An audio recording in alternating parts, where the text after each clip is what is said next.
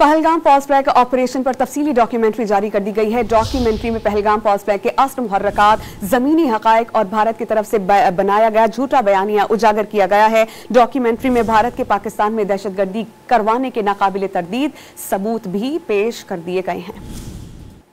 Pahalgam pause flag operation पर तफसीली documentary जारी कर दी गई है। डॉक्यूमेंट्री में पहलगाम पॉज फ्लैग के असल मुहर्रकात, जमीनी हकायक और भारत की तरफ से बनाया गया झूठा बयानिया उजागर किया गया है। डॉक्यूमेंट्री में भारत के पाकिस्तान में दहशतगर्दी करवाने के नाकाबिले तरदीद सबूत भी पेश कर दिए गए हैं।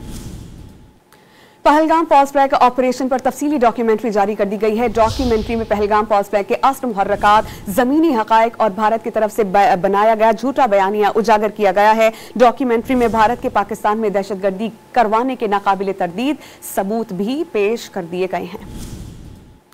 पहलगाम पॉज फ्लैग ऑपरेशन पर तफसीली डॉक्यूमेंट्री जारी कर दी गई है। डॉक्यूमेंट्री में पहलगाम पॉज फ्लैग के असल मुहर्रकात, जमीनी हकायक और भारत की तरफ से बनाया गया झूठा बयानिया उजागर किया गया है। डॉक्यूमेंट्री में भारत के पाकिस्तान में दहशतगर्दी करवाने के नाकाबिले तरदीद सबूत भी पेश कर दिए गए हैं।